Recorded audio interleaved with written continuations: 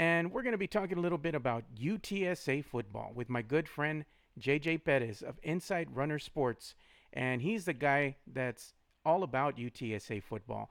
And you also might want to follow him as he puts out some great articles and some great content over at 24/7 Sports. So make sure you check that out as well. So, JJ, last time we talked, UTSA had just come off a hard loss against Army. And now they are coming off an even, I'd say, horrible loss against North Texas, which I believe North Texas isn't a bad team. I believe they lead their conference right now. In Conference USA West, they're the tops, aren't they? Yeah, Joe. It was a rough go last week for the Roadrunners in North Texas. That was a UTSA kind of had this game circled as a measuring stick game for them headed into the season. North Texas was the preseason favorites in UTSA's division, and North Texas looked pretty strong. They came out and really almost like kind of took the game by the horns and never looked back. The Roadrunners struggled. There was a whole bunch of kind of odd stuff that happened that game. On the second play of the game, starting quarterback Frank Harris ended up re-injuring a shoulder injury that he suffered against Army the week before. Against Army, he was able to come back in. In this game, he was not able to come back in.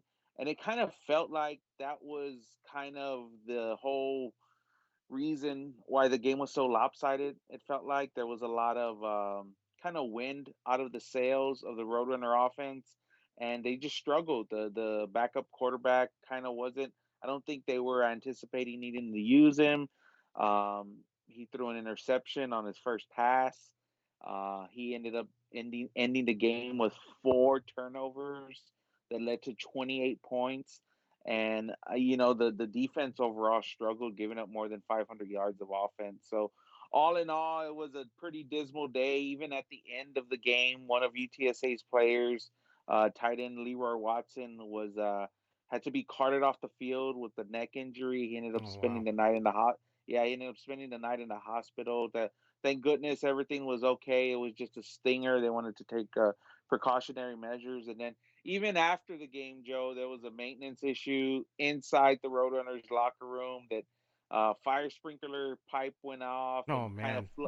kind of flooded the locker room, and the players had to get out of there. And they drove back to San Antonio, and it was just overall a pretty dismal night for the Roadrunners as they started their conference play with a pretty brutal loss to rival North Texas last week.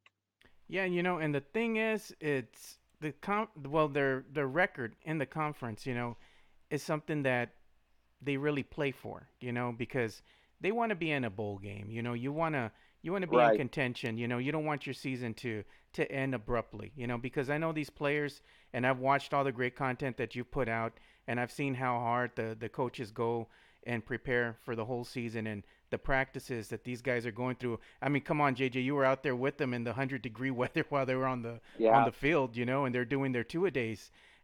They practice really hard. They prepare, and you hate to see things like this because I've been, to one of the games out there covering it for Project Spurs and Press Row, and that was the game that they were playing against Army.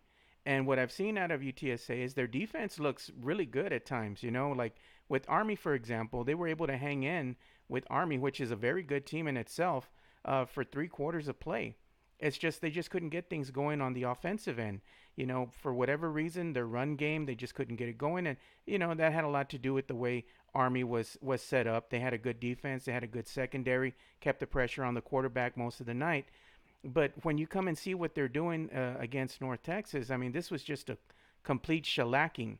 I mean, this was just a deflating defeat. And it's hard I feel for the coaches because when you come off of defeats such as this, it's hard to get your players prepared for the next game, but that's all you can do. You can't really focus or dwell on what happened in the prior games. You have to prepare and focus on what's coming.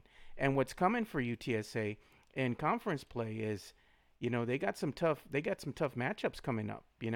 If I'm looking at the games, I mean, where they're playing next, they're playing UTEP, and UTEP is up in the standings over UTSA. You know, so they're not going to have a cakewalk. Right now, I believe UTSA is on the bottom of this conference, USA, in the Western Conference that they're in right now. And, they're going to play teams such as UAB. They have UTEP coming up. So, I mean, it's not going to be a cakewalk for them. What do they need to do, you think, to really get things going? Because they need to get wins. Everybody wants this team to win. So, what do you think needs to change? It's one of those things, Joe, where it's kind of Frank Wilson said that the non-conference games are sort of like preseason games, and to an extent, he's kind of right, but to another extent, he kind of isn't because they count towards bowl eligibility. But at the end of the day, this team is wanting to be able to compete in their division in conference play, which means they have to win division games against conference opponents.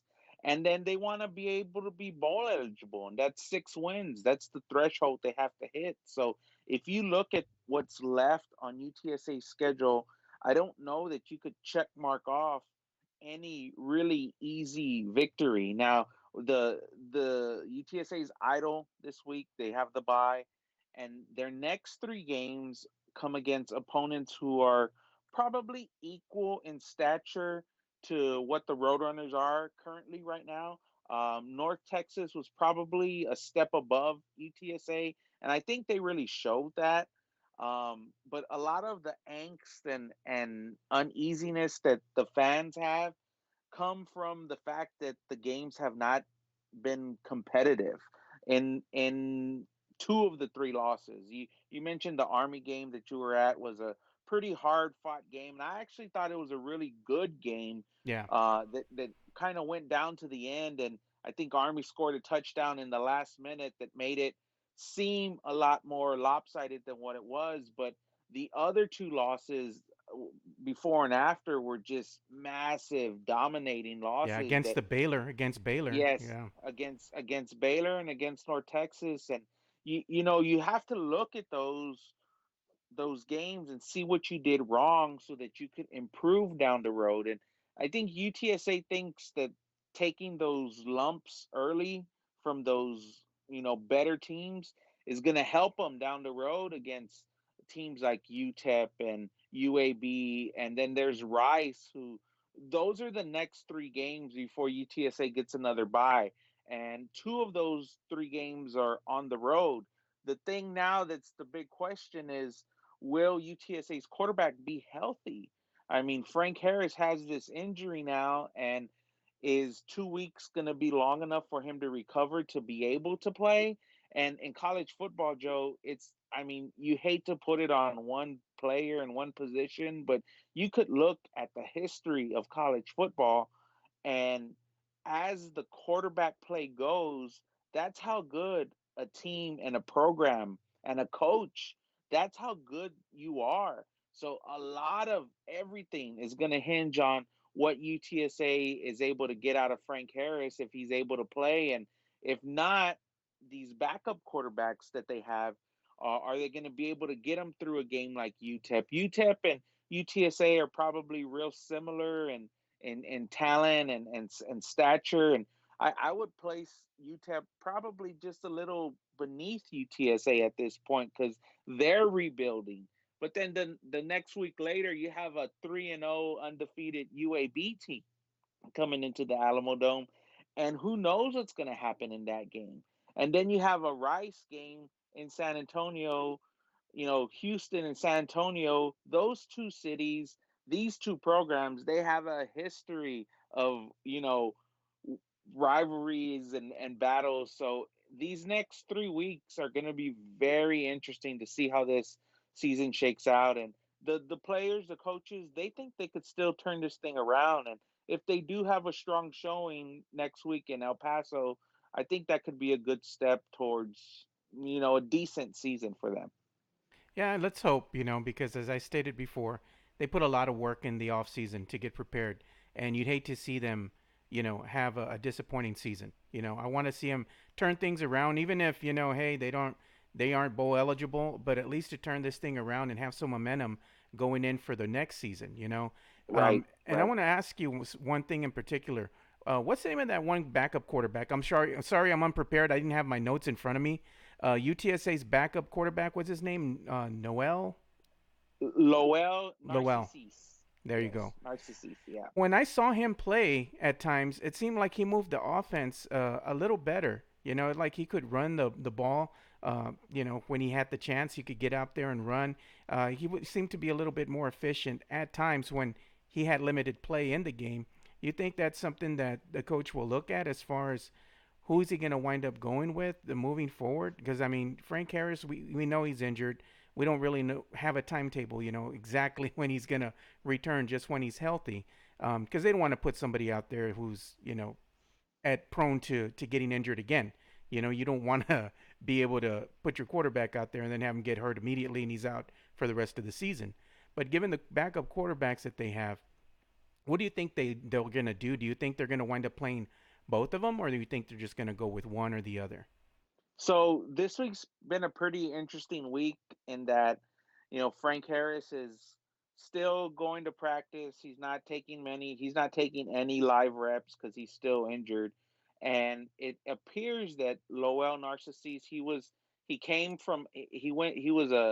backup quarterback at LSU, and then he transferred to JUCO college, and then he transferred here. So you hit it right on. He's a very good runner, and uh, in at the North Texas game, that was his first real uh, time that he went kind of into important snaps in a game. He played a little against Army. He scored a touchdown run, and then he played a little bit at the back end of the Baylor game. But he played this whole game against North Texas. And what we saw is, I think, a little bit of nerves that he Yeah. really wasn't ready. He missed a lot of open passes. On some passes, he did hit some guys right on the numbers, and we saw a lot of drops. But what jumped out for me about Lowell is his running ability. I mean, Yeah. he's a big, thick, mobile quarterback, and probably every 4 or 5 plays, he'll get out of the pocket and do something that's kind of jaw dropping, and you're like, man, what did he just do? And I Yeah. remember specifically he had this, I want to say it was a 30-yard run that set up a field goal, and he juked a guy in open field, and then he put another spin move on another guy, and I just looked at the guy sitting next to me. I was like, man, this guy has something. And the next play he'll miss open pass in the running back in the flats because Yeah. he's just amped up or whatever. He doesn't have that experience. So I think to an plan to Lowell's strengths, if they feel like he gives them the best chance of winning, especially these next few games, which are against, let's be honest, lesser opponents than the opponents they faced earlier in the season. But at the same time, and here's the interesting part this week, Joe, there's a redshirt quarterback from Wimberley, 6'4", 220, kind of pro style Yeah. pocket passer, that started 3 games for the Roadrunners last year. He was kind of thrust into action, and his name is Jordan Weeks out of Wimberley, and he's been getting some of the reps. So I think they're getting kind of those two guys ready, and I think they may go with Lowell and see how he goes. And if things are going okay, they'll stick with him. If not, they're gonna go to the next guy because honestly, they really have to find a way to win this next game to kind of salvage what I think is will be a decent season for them. Yeah. I think what's happening too is they need to establish more of a run game as well. And they need to kind of go back to that because when they started the season, and they were hanging in there with teams that were, the talent pool was a little bit higher up than UTSA.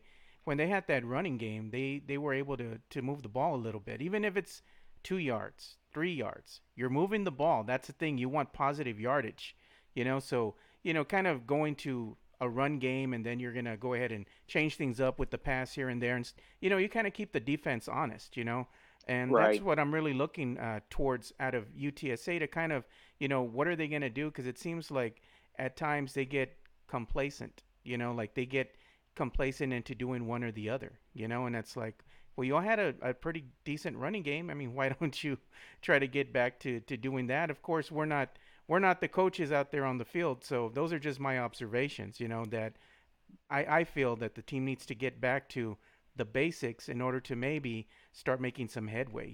So, I mean, what are your thoughts? Yeah, I agree with you wholeheartedly on the running back thing, and I think kind of what happened against Army. I think they only had their running backs only had 10 rushing Yeah, attempts, and that was because Army was stacking the box and daring them to throw. yeah, And I think the best that the Roadrunners have looked on offense this season is when the running backs are engaged in the offense, and not yeah, only just they not only just turning and handing to the running backs.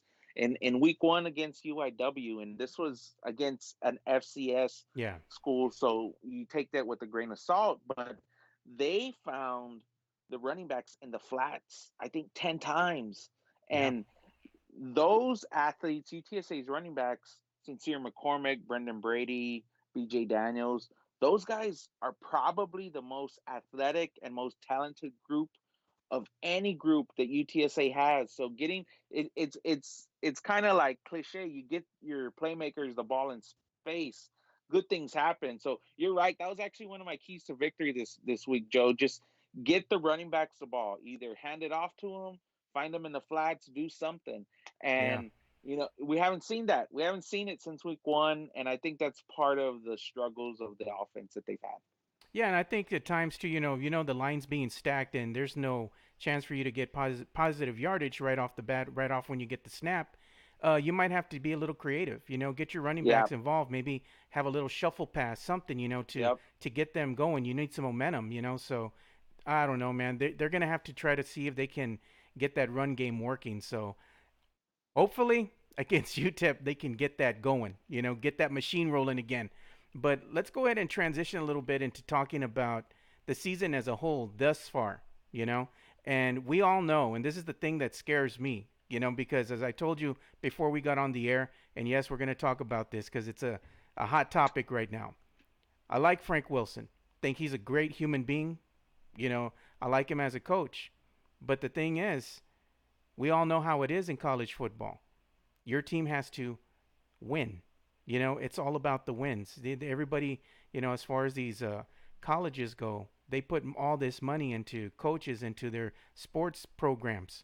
And at the end of the day, if this team isn't winning, it's not really making the organization money, because they want to fill seats. They have revenue they got to share. They have, deals that they got to get done, So my thing is, I don't want to see Frank Wilson go, but the thought is there, because you see this team and what they're doing. I want to see them win so he can continue to coach because I think he's a good coach, and I said he's a great human being. I just right now I'm going to be honest with you. I'm a little bit nervous about his future. I mean, what are your thoughts?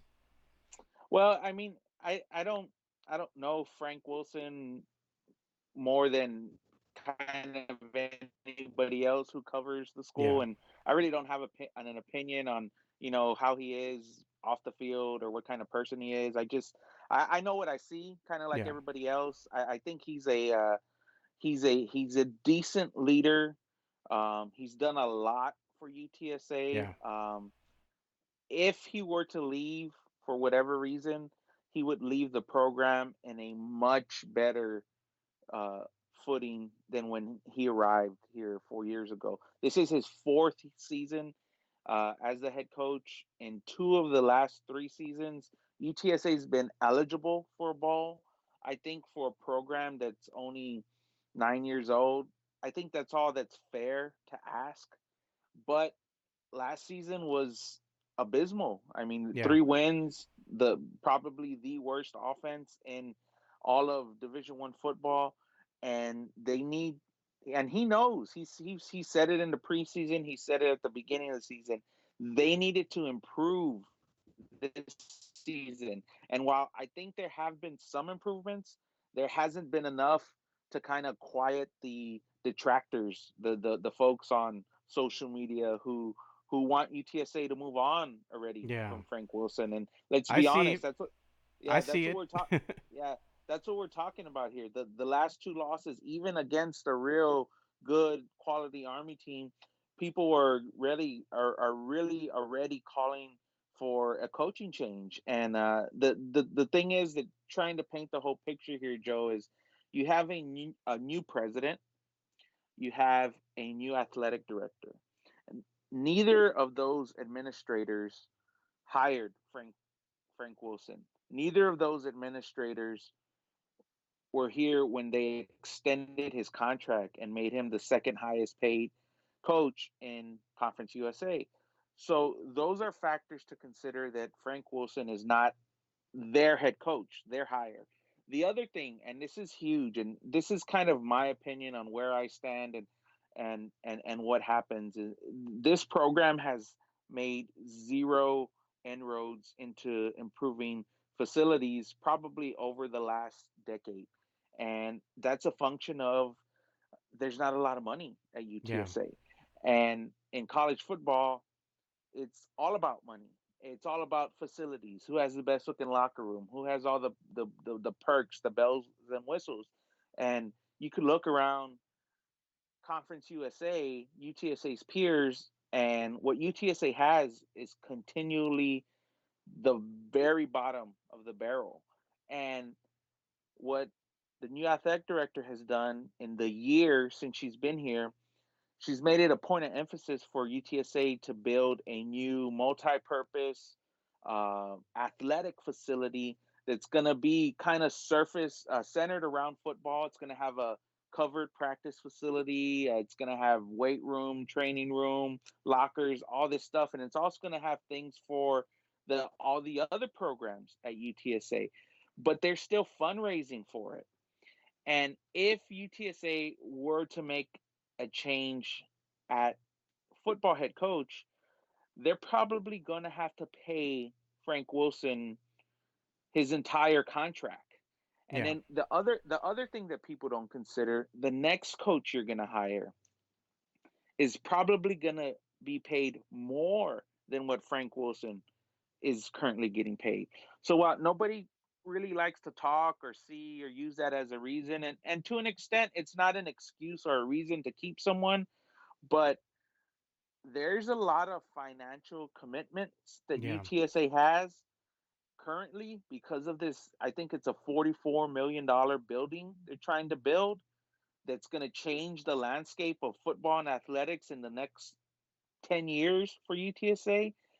And you still got to kind of juggle what you're going to do with your head coach and stuff. So I don't know that that'll be a reason why someone will stay or someone will go. I just know that's a huge part of the thought process. And I think if this Roadrunner team is able to show any improvement, 4 wins, 5 wins, anything that's better than what they did last year while staying competitive, I kind of disagree with what we're seeing on social media that Frank Wilson may be kind of already out the door because there's still 7 more games left, 7 more conference games left. There's 8 games total, and one of those games, by the way, Joe, is at Texas A&M with one of the largest paydays the program is ever going to receive.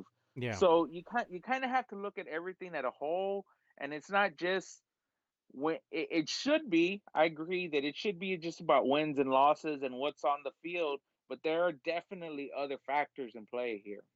Yeah, so now that we cleared that up, because I saw all the chatter all over Twitter, Yeah, especially after that game in North Texas, and I kind of thought yeah, that was a little bit unfair for the fans to turn heel on Frank Wilson and demand his, hey, should there be a change?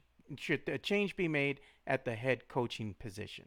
And I'm yeah, like, well, you kind of got to finish the season out with who you have right now for the reasons that you just mentioned. There's a lot of, like you said, things that go on behind the scenes that the armchair fans not gonna really think too much yes. about. They don't Yep. know the logistics that go on behind the scenes. And thank you for clearing some of those things up. That way people have a better understanding.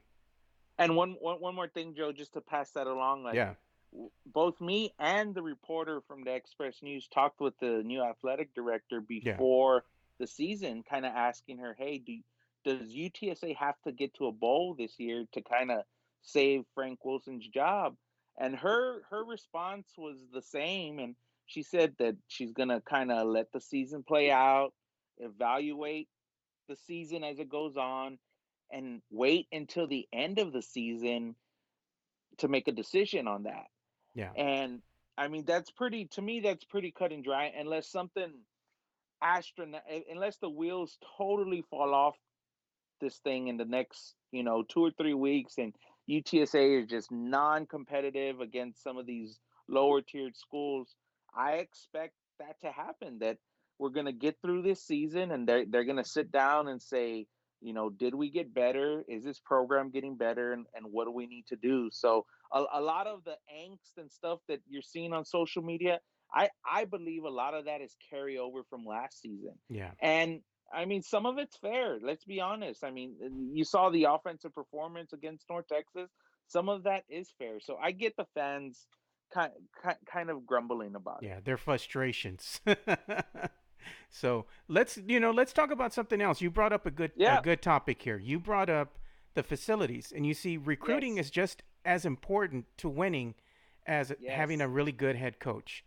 If they Yes. want the upper echelon recruits to come in here, you got to have a good facility. You have to have You got to have this. it. You Yes. have to have these things that are incentives for the better players to want to come out here and be part of Right. this program. So if you're not getting that, and then you're seeing what's happening out here on the field, everything's conducive, to this winning structure. And if you don't have the tools in play to bring in the best talent, and you have a coach that wants this team to go and win these games every season, but you can only work with so much. You have the talent that you have, and that's really not a fault of the coach. That has more to do with the university and the facilities, as you just stated. So there's a lot of things that go go on behind the scenes, but for the most part, I think UTSA has put up, you know, a good program in the 9 years, the short 9 years that they've been here, and you see that the fans like to watch these games. They come out, they do the tailgating thing. It's kind of, this whole kind of little brotherhood that's going on out there. Where you have all these UTSA alumni that come out and they gather together and they enjoy, everything that's going on there, and that's the beauty of it. That's the fan part. The one thing that the fans don't like to talk about is the stuff that you just mentioned. you know, so it's easy to blame somebody, but at the end of the day, it's solely not the head coach's fault. There's other factors in play here. So with 8 games left on the season, JJ, it all starts with UTEP. This is going to be one of these games that you're going to have to win. If this anything was a must win, I believe it starts with UTEP. You have 8 games left. If you go out and you win out, you're 8-4. Do you think that's good enough for them to be bowl eligible? Well, they're not going to win out because they have Texas A&M True at that. College Station. So I think there's 7 game. Listen, they play at Louisiana Tech in Ruston, Louisiana. They've never won there in the history of the program. That's a Yeah, really tough place to play. So I think there's 5 winnable games remaining on this schedule, but I don't know that they could. I don't know if any game is kind of an easy win. And I was yeah, having this discussion with someone that this next UTEP game, I feel like it's a must win, but I don't think even if they do win, it's going to kind of turn the fan base around or get people excited for the rest of the season.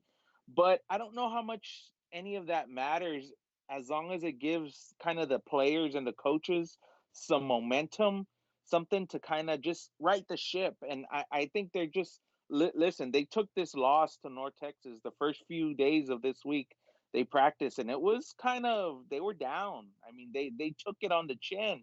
So these are, human beings and young kids, and they know it's been a disappointment. So I think more for anything else, it's for them to kind of get kind of some confidence moving forward. And I think I think 6 wins gets you a bowl invite. I don't know if UTSA could get there with this remaining schedule, Joe. Yeah. It's tough. It's tough. All these games, I feel like they're gonna be close either way, and they may be in one or two games they shouldn't be in, and they'll have a chance to win it.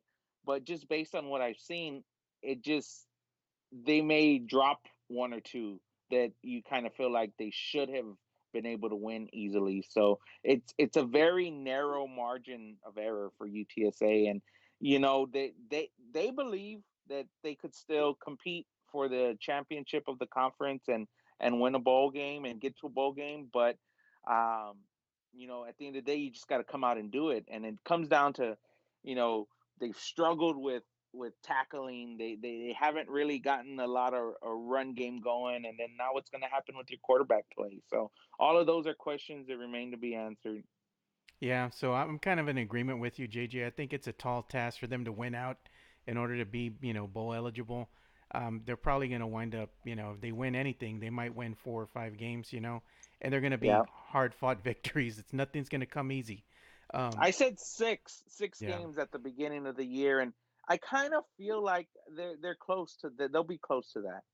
I think so too. I think at 6 games that was a good prediction, because you saw what their schedule looks like, and yeah, man, that Texas A&M, I don't know, they might surprise everybody, JJ. They might hang in there for like 3 quarters, like they did with Army, and I mean Yep. that would be something though, something to build on. You hung in Yes. there with one of the better teams. Yep. So that would be a confidence booster, if it wasn't a blowout. You know what I mean? Definitely. So we'll go ahead and end it there. But I mean, what's your prediction for this next game? You think they win or they lose against UTEP? I actually think they win by two scores, which is a would be a significant turnaround based on these last few games. But I like the Roadrunners by 10 points in El Paso next Saturday. Okay, I can see that, man. I'd take that. But again, it's going to be one of these games that's probably not going to be a blowout by any means. The Right. final score probably won't be finalized until maybe that fourth quarter, where they might Yep. pull away. Yep. So, yeah, man, they're going to have to be on their A game for sure. So, it all starts with UTEP. Hopefully, they can turn this thing around and start getting some wins, and maybe the Frank Wilson talk can stop, and the fans will be happy. So, hopefully, that will come to fruition. But before we go ahead Yep. and end this episode, JJ, where can the people go and see all the great content that you've got coming out? InsideRunnerSports.com, we're the 24/7 sports website for UTSA coverage. Also, real quick, Joe, basketball practice started this week, and I was out at basketball practice. UTSA basketball probably has their best team in about 12 years, talent wise. So there's a Wow. good story. There's a good story on Coach Henson and Javon Jackson and Keaton Wallace. Those three guys have really turned this program around. And yeah, always follow me on Twitter at UTSA Insiders at the JJ Perez, and you can find a bunch of great free content on there. And yeah, if anybody ever has any questions, shoot me a DM. My DMs are open, and we'll see how the rest of the season, football season, goes while basketball season gets going. Yo, and before I go ahead and end this whole thing, Yeah, man, I gotta ask you, man, because you're a Cowboys fan like I am. You're I even wearing am. your I Cowboys got my shirt. shirt. I got my shirt on today. So, what are your predictions for this Cowboys and Saints game, man, on Sunday? It's gonna be the late game. It's gonna be prime time. The Saints are without Drew Brees. We're already hearing all the Saints fans start their smack talk, So Yeah. I gotta ask you, what do you think? Man, Dak and the offense has looked so good these first 3 weeks. And granted, it's been against kind of subpar competition, but just Prescott, this offensive coordinator, just the game planning, the schemes, it looked so different and it's so much better. I think I think Dallas is going to end up, putting some points on the board, and this will be kind of a real measuring stick game for Dallas because everybody's talking about Drew Brees being out or whatever, but this is a good New Orleans Saints defense and former UTSA Roadrunner Marcus Davenport on the defensive line over there. So I'll be watching, seeing how he plays. But I think this is a good test for Dak, for Zeke, for that offensive line, really to see what they could do against one of the top defenses in the league. And let's face it, without Breeze, the offense isn't kind of as dominant as Yeah, they've been. So I like the Cowboys on the road, but man, these Sunday night games, these primetime games, they're always so dramatic. they And are. and this Cowboy season, it's been three victory formations, three blowouts at the end of the game, and I don't know if I expect that. And I think we'll see a close one. I don't even know what the spread is, but I think it's going to be close. Yeah, I'm picking Cowboys because I got to go with the Cowboys. I don't want to give these stinking Saints fans the satisfaction, especially damn Dylan Emery and Brenda Lee Gonzalez. I got nothing but love for you guys. Brenda Lee, shout out to the sports dish and out there, and Dylan Emery, the blue collar sports dad. They're the biggest Saints fans I know. So we always have a little fun, talking some smack. So yeah, I'm rooting for my Cowboys. I hope they Yep, blow the Saints out of the water. That way I have something to chat with them about. So I'm looking me forward to too. that. And you can always, hit me up too, Joe Garcia of the Two Shots Podcast on Facebook, Twitter, and Instagram. And also, we're going to be really pushing our YouTube channel once the season gets started for the Spurs. You can follow us at Two Shots Podcast. It's all spelled out TWOSHOTS Podcast. So for JJ Perez, I'm Joe Garcia. Thank you all for watching another episode of the Two Shots Podcast. And like we always say, spread the love, stop the hate, and be kind. We're out. Peace.